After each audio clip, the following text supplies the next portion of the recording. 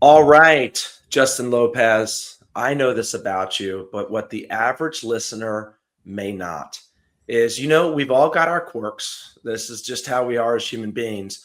But I might just put you on main stage with one of yours. Is it or is it not true that you have, I don't know if you go as far as a fear of soft things? I wouldn't consider it a quirk. I consider it an attribute. I cannot touch soft things with my fingers. I don't. It is a full body reaction. Just for the listener, because I don't want I want their minds to go to some examples before we Sure. continue this. What is an example of a soft thing? I mean, it could be a velvet or a velour or a microfiber or You're there not are doing a lot number of cleaning at the house, huh? So here's the thing. It makes a lot of sense to me. I've learned it doesn't make a lot of sense to other people, but Most attributes don't, Justin.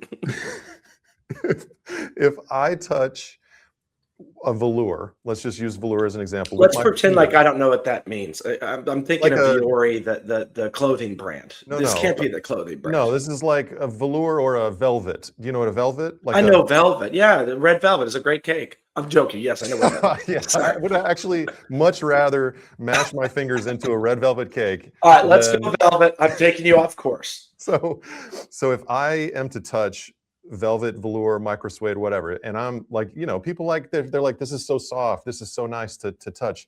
I get a full body fight or flight reaction, and it feels like I have cotton balls in my mouth, and like that is my fear. I think that's where it came from. Is when I was a little kid, I'd go to the dentist and they'd put the cotton balls in your mouth. Yes, sure. And then they changed it to the straw. They upgraded it to the straw eventually, which is like a hero move. So what were you sitting? This is the weirdest dentist of all time. Were you sitting in a big velvet chair? Oh, it was just the cotton. What The dentist cotton are you has going become to? velvet. I don't know how that translation happened, but the cotton and the velvet are the same.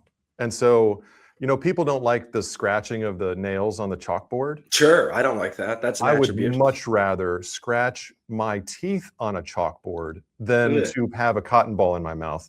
And the touching of velvet is in the same category, and walking on soft sand at the beach is in the same category. And I think that's Buddy, you can't say that was an attribute. That is a quirk all day long. Oh, these are all very natural things. Well, you heard it here first, everybody. Take Justin on a beach trip and just see what happens. He's in his flippy floppies the whole time. It better be one of those really rocky ones that people don't like paying for. Yeah. Let's be honest. Life's messy. Decisions are complex. And it's not all black and white. But these are the decisions that shape our growth. Welcome to The Tension. Let's get into it. All right. Welcome, everybody, to The Tension. We can't wait for another good one today. Today, we have Justin Lopez, the president of 25 Giving, coming on. He's been a friend of mine for over a decade. We were friends well before we ever got to work together. It's going to be really fun for you to just learn his background, his story. But he is the best that I thought of that could talk about the tension of stewardship. Stewardship can be defined in a lot of different ways. And I think especially in the faith-based community, I see this as a real struggle and a real tension. It seems like there are a lot of people that have very strong opinions and views on this topic. And yet, what if it's just a tension? That's what we're going to explore today. But first off, Justin, welcome to the podcast, buddy. Well, thanks for having me, Travis. It's been, I've gotten to listen to quite a few of these, and it's an honor to be on the show today. And I can say one of the things, I know a lot of people just listen to this. This is the first time I feel at home because it's a fellow bald man, with me here. So this is very good for me. But let's go with some background. You and I know have known each other for some time. Maybe just a little bit. Just give us, your family and maybe some of the storyline of you went to A&M, played baseball. Give us a little bit of who is Justin Lopez. All right. So I grew up in a Christian home, moved around a lot. My dad was an IBMer. He was an IBM executive. This is how you fell in love with the New York Yankees, if I recall. That is why. Yep, I'd watch every Yankee game, Knicks game, even Mets if there was no Yankee game on from my basement in New York. Yeah, so we'd go to Yankee Stadium on my birthdays. I still have an old parking voucher ticket thing from, I think it was 1996 was the year Whoa, on this little that's neat. timestamp thing. But yeah, Yeah. Yankees, Knicks, and New York Giants. If I am to care about football, they were my team back then too. So grew up in my youth circuit was all over the country, and then we even had a little stint in France. Moved to Texas my sophomore year of high school. Went to A&M. I always played baseball in air quotes because I was on the team for 3 years, but as you know, I only had that one at bat on that Tuesday night, and it was a strikeout. But Who could forget though? I mean, it's still playing on Sports Center. yeah, I'm glad it's not. I'm glad it wasn't a not top 10 at least. Yeah. And so but I was a supply chain guy. I studied engineering. I loved operations and logistics, and met my wife actually in high school. We both went to A&M together as well. We were not officially dating. Okay. You know, our friends would have probably said we were dating, but we were not officially dating. And then got married right out of college. I got a job at Dell in logistics, in supply chain, a dream job, awesome job. I really, really liked it. Climbed that ladder a little, and then jumped into nonprofit, did nonprofit for 10 years. That's where we met, was through the church context and through the nonprofit, through a mutual friend.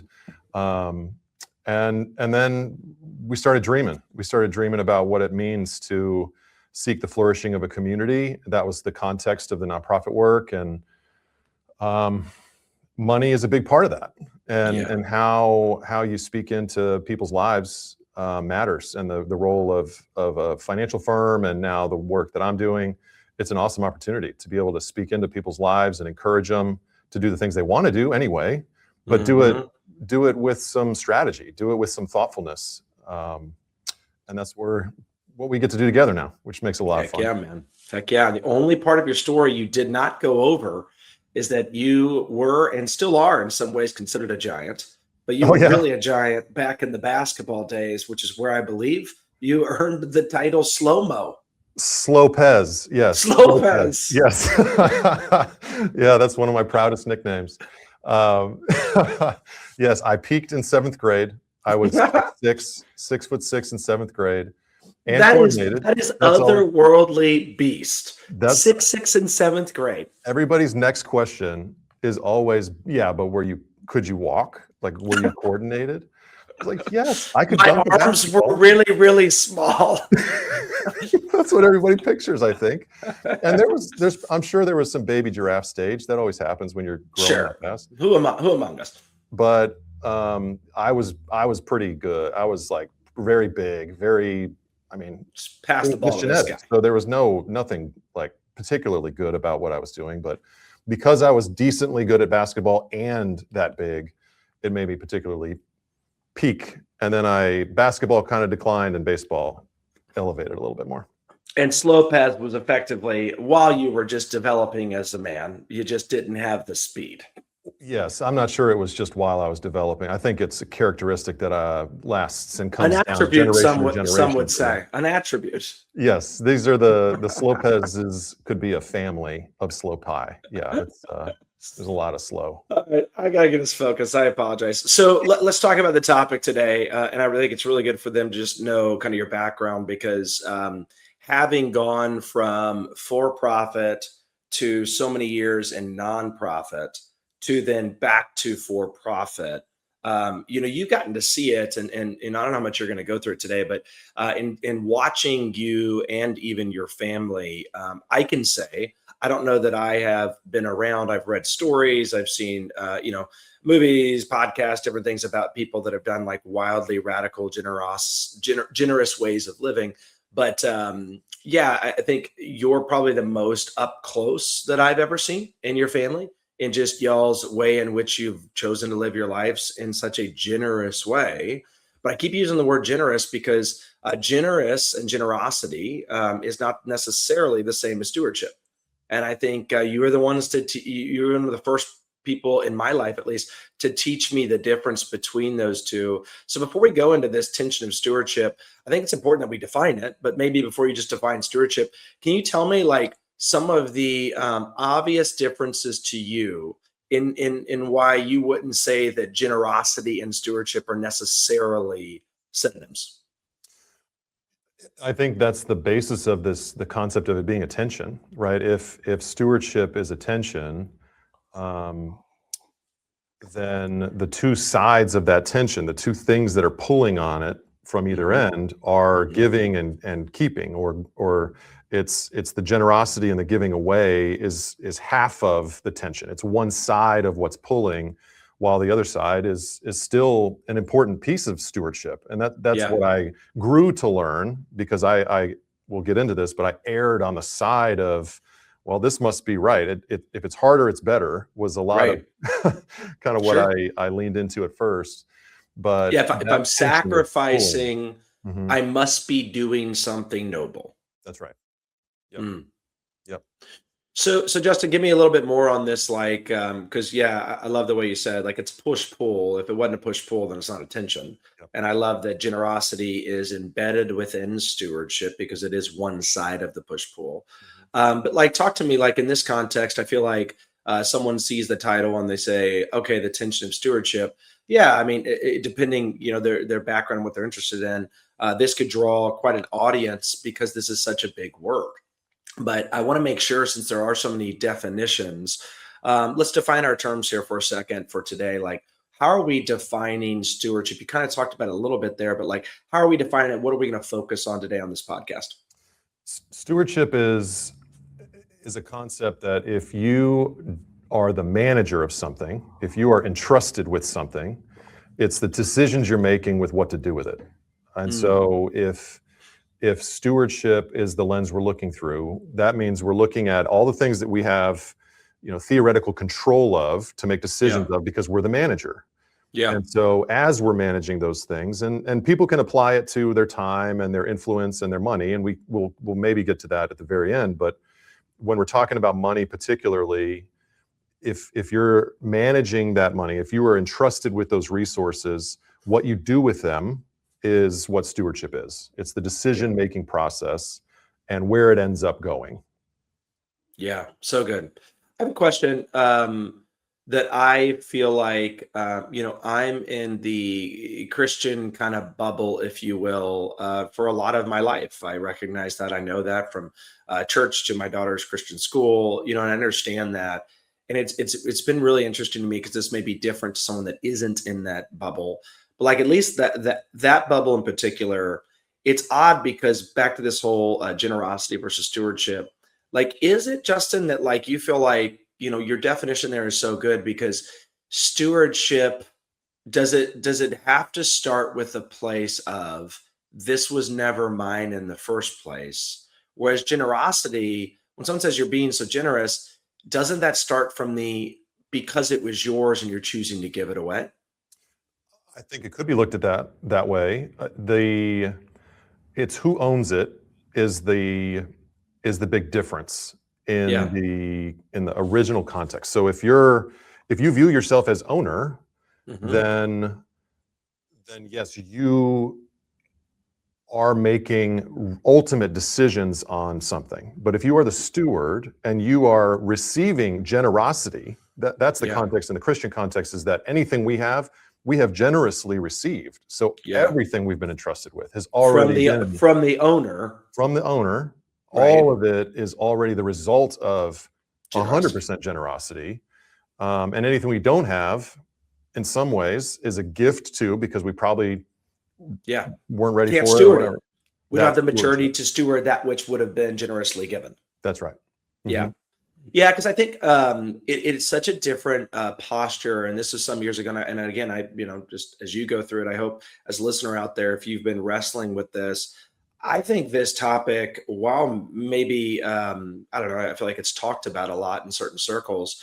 This changed my life, because when I flipped to a true understanding, not just like, oh, stewardship, but a true understanding of, oh, when I get that paycheck, when I have this car, whatever it may be, if I know that it was given to me and I'm there to steward it, it's almost impossible if you really buy into that to then have an ego about the things that you have, Yep. because then it's actually the opposite. There's a little bit of trepidation, a little fear, a little angst, because you're like, whoa, I've been given so much, meaning my stewardship expectations have gone up. To whom much is given, much is expected. But like, I don't know. I don't know if you talk about that, like, because I think these are all like formation, kind of foundational things that we need to talk about before we get to the topic. Like, do you feel like you see that in others in this topic, and maybe as we skip ahead, even to like, how do you manage the sucker? Is that just change of mindset, not the ultimate part of this? I think it is. That was my biggest takeaway. That was my biggest area of development over time, was the giving away of things. You can have a black and white attitude about it. I am a very black, some might say I'm a black and white person. Some, I would like to be in that group. Yes, I would agree with, I would agree with the some. Some might say I'm one of the most black and white people they have ever met. I'd like to think that in my maturing, I've Totally. grown in that. Totally. But I used to be real black and white. Like, Yeah. there's a right and wrong, and Well, you're one on the Enneagram, right? Like, oh yeah, this is I was what the you were purest supposed of to do. ones. Yes. Yes. I took a lot of pride in being a very pure Enneagram 1, because Yep. even the path you take to drive home today, there's a right way to do that. Yeah. Right. Totally. Um, Yeah, but to even say that, I mean, totally different podcast. But oh man, ones can be the best ever if, to your point, they could say, but not everything is the Yeah. right way home, right? Like, right. It's like, if you want to look at the nature on the way home and it takes a little longer, that's fine too. Yeah. yeah, it's good. Man. You have different values. That's fine. And so, back to your question, the idea of there being choices to make, there's also ditches on each side. On the giving decision, there's ditches on how to do it well, how to do it poorly. On the saving, and the storing and the utilizing later, there's a good way to do it, there's a bad way to do it. And so even within the tension, there are tensions. It's like a multi-layered tension. The Inception movie of tensions. That's it. Yeah, exactly. No, that's good, man. And I do like the ditch. I think that visual for me is helpful, because again, the point of this whole podcast is to say it is a push-pull between a couple of things. But if you go too far in one direction, I always think about like the bowling alley. Like, you can get a gutter ball pretty quickly. Oh yeah. And that is a really tough place to be, especially when you thought you were on the right side of the tension because you thought there was a right. Oh yeah. Instead of understanding the nuance of like, ooh, there isn't a right here. Well, let's dive in. So the tension of stewardship, like, here on the podcast, like, we've talked to enough people to understand that there are really three phases here, because we're trying to tell people that the actual solve and solution to this is the fact that you can go through these three steps and it will set you free. And the first is like, you can't really do anything unless you acknowledge and see that it is a tension. To your point, that like, driving home, there's one right way to do it. Like, for you to then be able to say, I see that that's not necessarily true. That's the first step. Like, if you don't have that step in anything, there's nothing to go to. But then as we talk to people, they get into this place of like, okay, I see it, but I'm different. I'm going to fight against that. I'm gonna, whatever it may be. And I think it really is a process of accepting that no matter what you do, no matter how many examples you have in that tension, you have to accept that it remains a tension, which then gives you the freedom to say, I will never solve. I will just learn to manage. And I just love this 3-step, because I mean, even all the tensions we've covered on this podcast and so many more, I've learned so much from them, and I feel lighter every time, because I don't feel like everything is solvable like every book claims to say that it is. No. Maybe the solving is just having a framework in which to live life as well as you can. That's broken right. World, we're all trying our best, right? So let's start in the first step, right? So when we think about like the first time for you that you can remember even seeing, oh, stewardship is in fact actually a tension. Talk us through it. I wouldn't have been able to say that I noticed it in the moment, but in reflecting back. So once I learned the concept of stewardship, and reflected back on my upbringing and the way my parents made decisions and things like that. That's when I was like, oh, that was mom making a choice. So we would go to the A&P. That's the grocery store in New York, the HEB. Thank you for sharing. I had no idea. Yep. Yeah, that's the HEB of New York. I don't actually know if they're still around, but A&P, they would give a cookie out. So I liked them a lot. Whoa. You walk into the grocery store and they give you a cookie. You'd go to you pass the bakery, you get a free cookie every time. So what is this, the DoubleTree? My gosh. Yeah, that New York life. Yeah. So we would go through the grocery store, and every day after you're leaving with your cart, Bob was always sitting outside the grocery store in his wheelchair.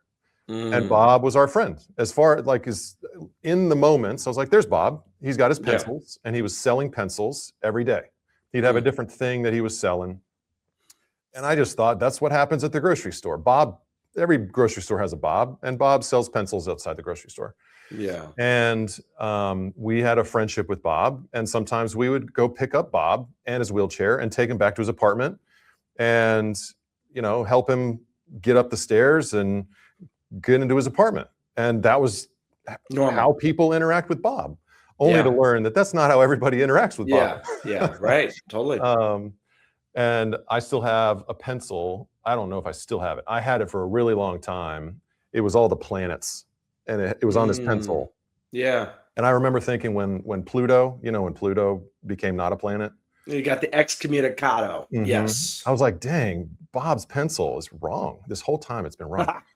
That's a side note. But what I didn't realize was that mom was making a call. Like, she was giving convenience and time and money, because there was things that we would provide for Bob and whatever he needed. And I learned a lot from that. That was shaping, partially because it was so embedded in our day to day. It wasn't like some one-off thing that was some, decision. It was so embedded into every move that we were making as a family that the culture of giving was there from very early on.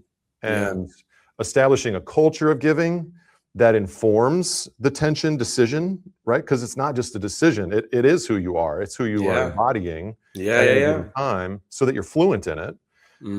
Otherwise, it makes that decision that much harder, because you're fighting against whatever your normal is. So if you can establish your norm as the tension, and you become fluent in how to face that tension and how to make that choice, that's what helps.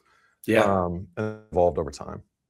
So I guess for you, talk about though, so you're seeing this world of I learn maybe part of learning the stewardship side of this is like, not everyone treats Bob the same. Like, until you really saw that and understood that it was just a way of life. And frankly, as we all are as kids, right? We're like, well, this is what life is. And until you're proven wrong, so to speak, right? Like, that's what it is.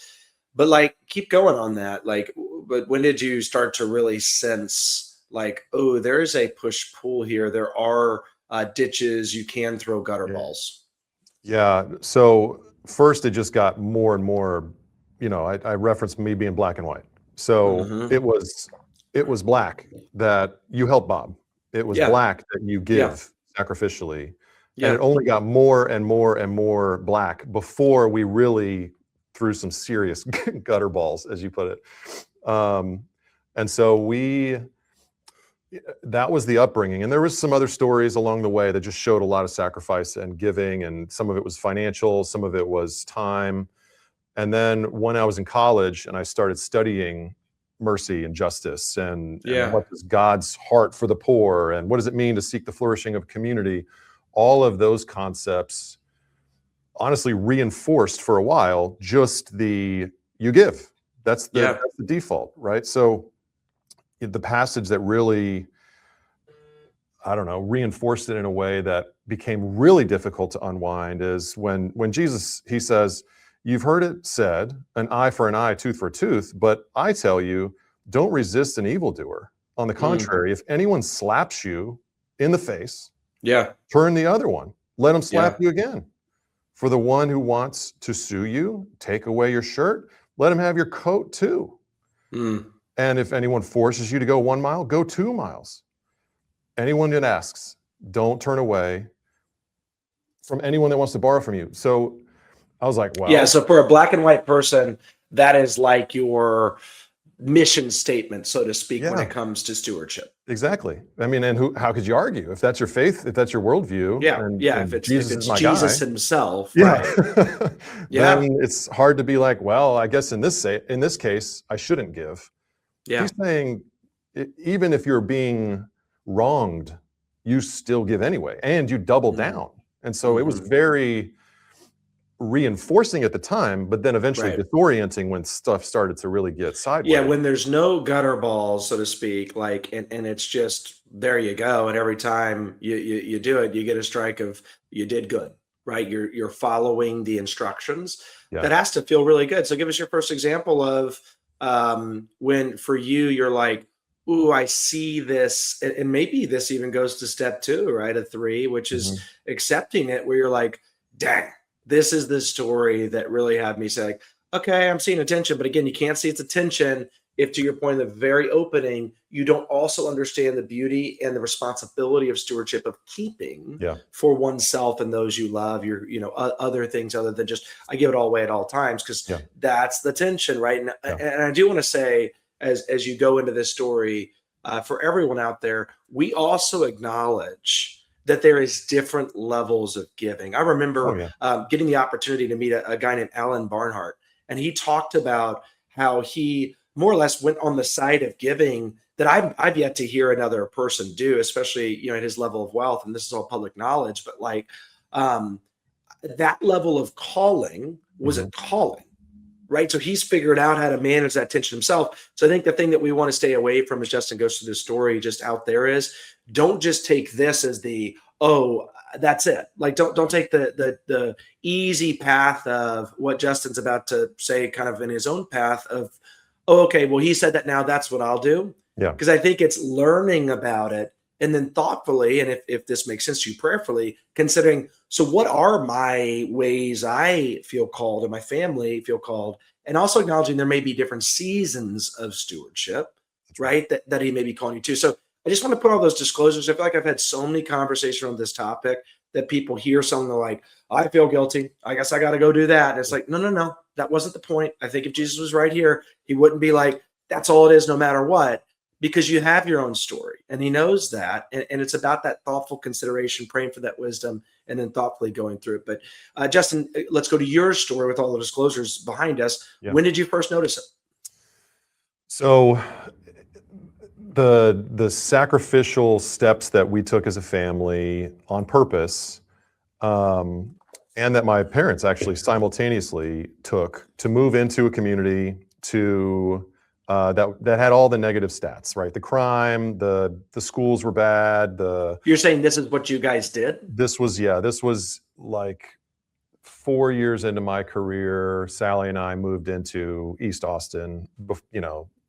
This was not the up and coming part of East Austin at the time. This was a tough, rough neighborhood in East Austin. Lots of drugs, prostitution, crime.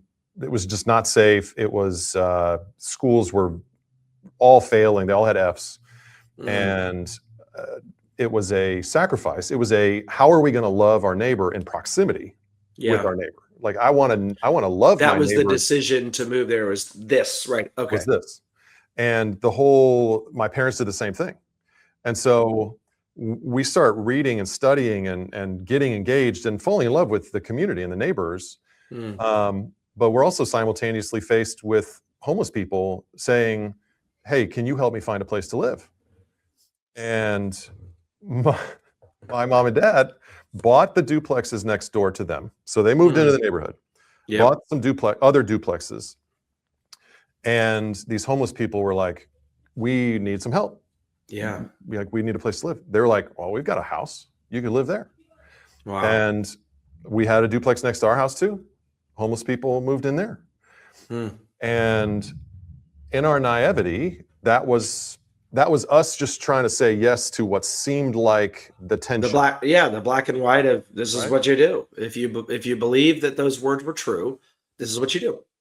It was more about a willingness to just say yes to an ask. That's what I was trying to grow in. That was my goal in stewardship. Yeah, Was that's good. I want to be able to say yes in an unlimited way, the way Jesus even said yes, because he went all the way, right?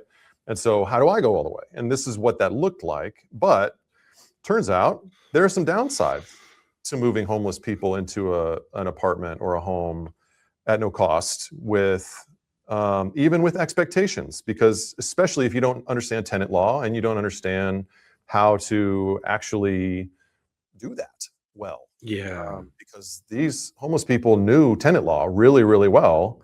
And so squatters' rights, excuse me, and what they are capable of doing once you are invited into a home, that's their home.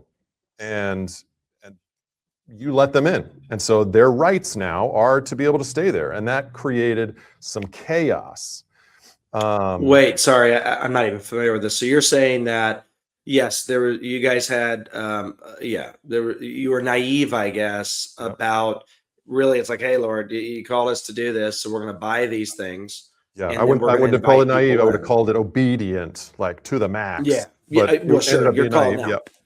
But and so you do that which is right, but you don't really have the wisdom to even know what you're doing. So then what happened? I mean, I'm not familiar with those laws. So basically, there were some rules. There was some like accountability spoken. Like, here's the expectations that we have for you as you build up enough income or get the money from the state or the things that were going to fall in place eventually.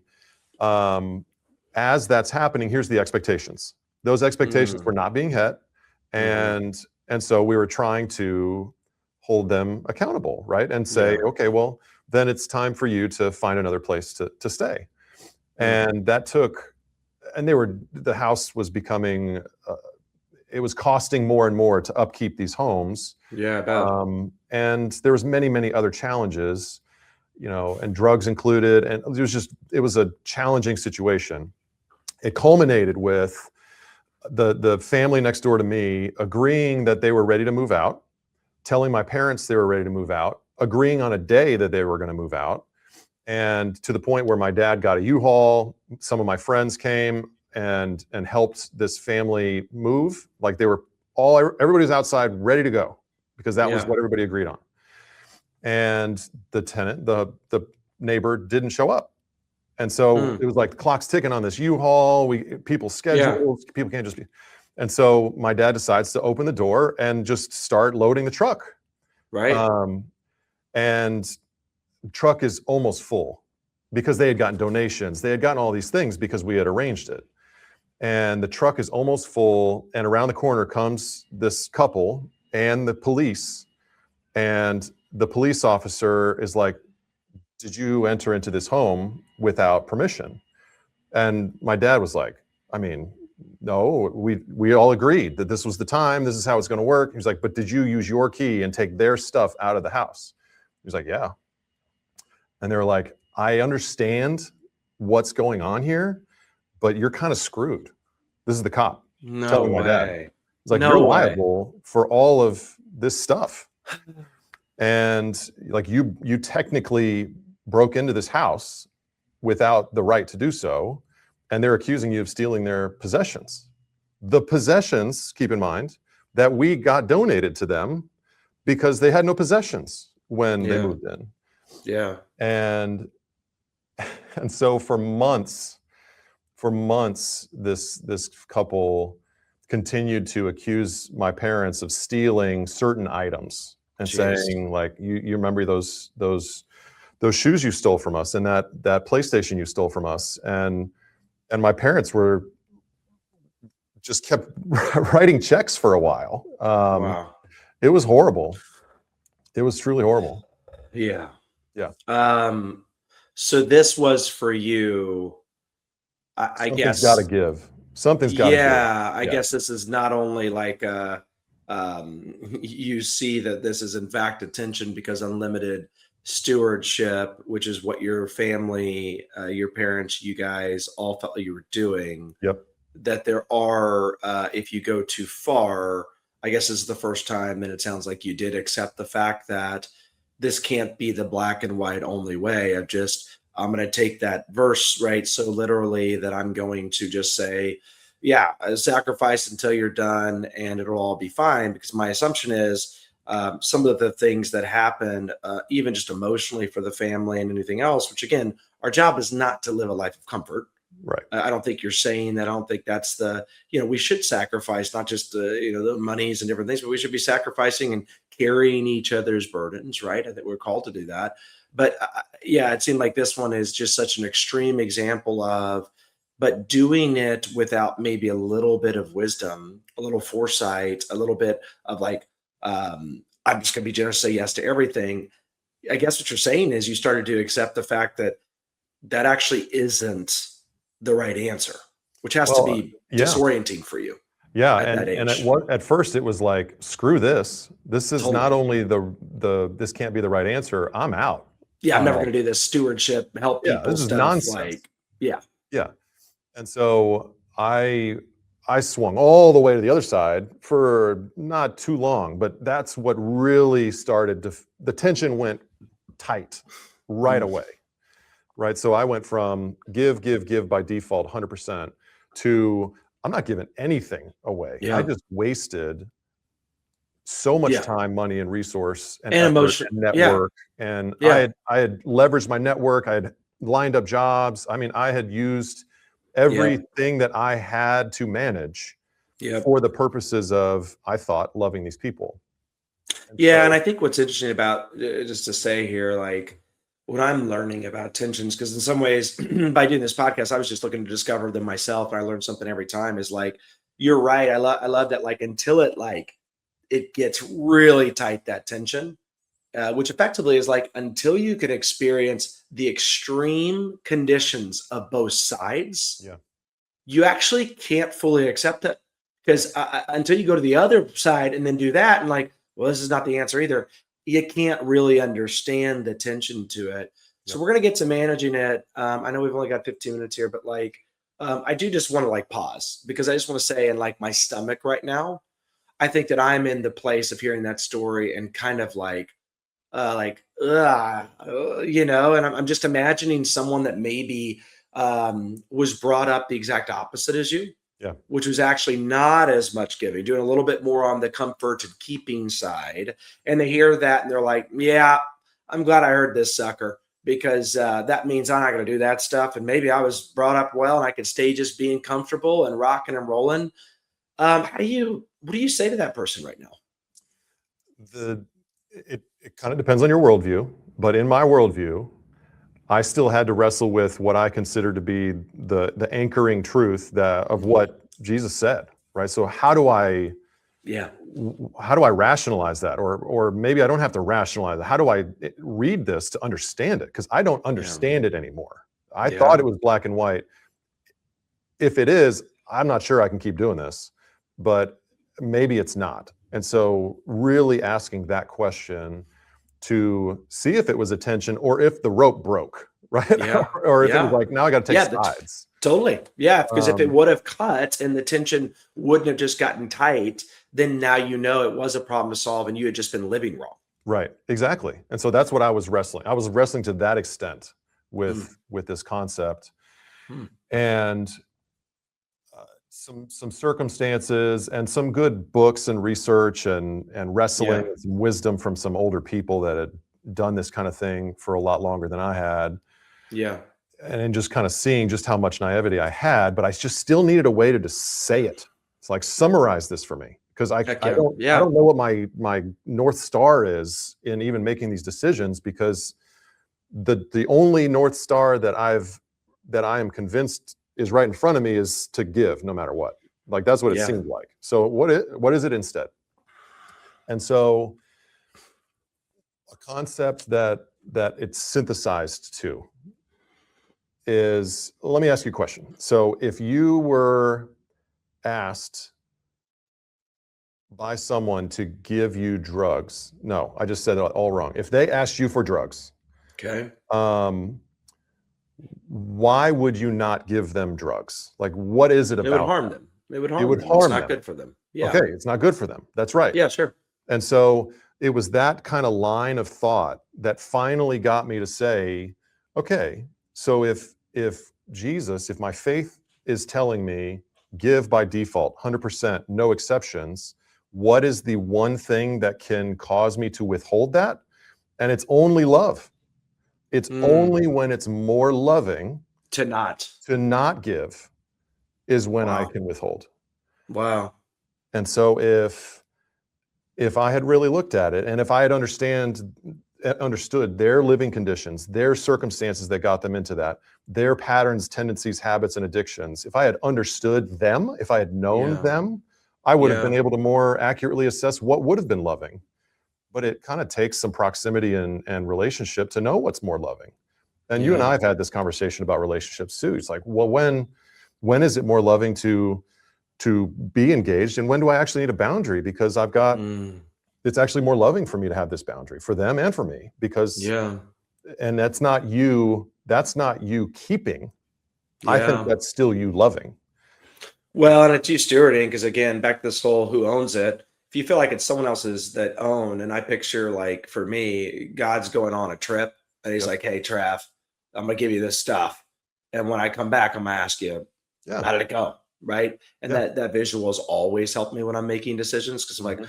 oh, I'm gonna see he's coming back. I'm gonna see him again. And I gotta answer some questions. He told me he's gonna ask me this. And it's like a really helpful thing for me mentally. But it is interesting as you're saying that, because yeah, this is very thought provoking. Of like, but then you're almost having to then, in their stead, because they gave it to you, make a lot of high wisdom decisions on, just because I have doesn't mean I just give without a wisdom Yeah. lens. Because in fact, just saying, met that person, my heart goes out. Scripture says I should just give it. Here you go. Well, that actually can turn and be the worst thing you could have done. And if you had a little bit more wisdom, that very resource could have been given somewhere else and actually not only loved more, but done so much more. Because again, you're going to have to answer. I think we're getting to like a bigger topic here, which is we can't just call stewardship, okay, I finally did it. Look at me. I think it's not mine, and someone else owns it. And Yeah. so therefore I'm doing great because I'm like figuring it out. It's like, no, if you want to go deeper, there's a whole harder set of things that we're called to in stewardship, which is we have to be trained wise stewards. Yeah. Is I think what you're saying, which is, I mean, there's a lot of people out there that don't even see the stewards. So go step one, everybody, if you're not there. But like, you're going to like the 301 course here is what I'm hearing. Yeah. No, there was no amount of education that could have prepared me for what we went through. I mean, I got my PhD in this over the course of 2 years, through experiences and through wrestling and through Yeah. asking hard questions and Yeah. being okay saying this was a disaster. Yeah. And growing in my trust that the thing that I hope people would do is wrestle with this, with the tension. Mm-hmm. The worst place to be is avoiding the tension. Yeah. And Or then not even, going to I don't see it. I don't see it. I don't accept it. Like, yeah. And that, so that's as so long as much you're easier. engaging the tension of it, then Yeah.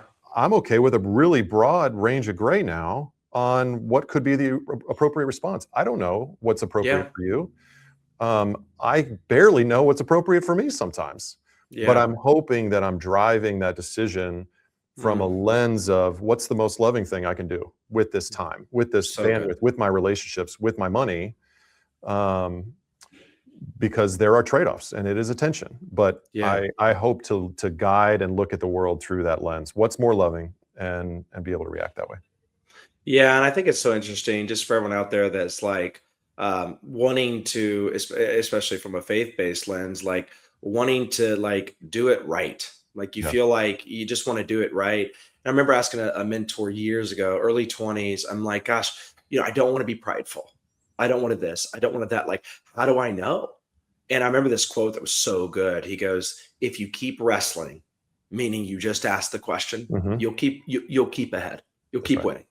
Yep. The day you're like, I haven't thought about my pride in a long time. I haven't thought about stewardship in a long time. You're probably losing. Right. I'd be very, very weary. But again, wrestling is attention, Yep. right? And so, talk to me, Justin, on like I got a couple of questions that I want to let you just kind of close us out here with some words of wisdom, some like what would you do to manage it? But let's get to this last phase. Okay, clearly we all see that this is attention. Clearly we see that it's not something you just cut and then there's no more tension anymore. We got to accept that it is one. Any like practical things, and here's where I want to start on a mindset, Mhm. which is like, how do you not hear the story and you live the story? All of us are just hearing about that story. I know other stories of your dad giving away just the car he was driving that day. I mean, you Mhm. guys did some crazy stuff. It's amazing.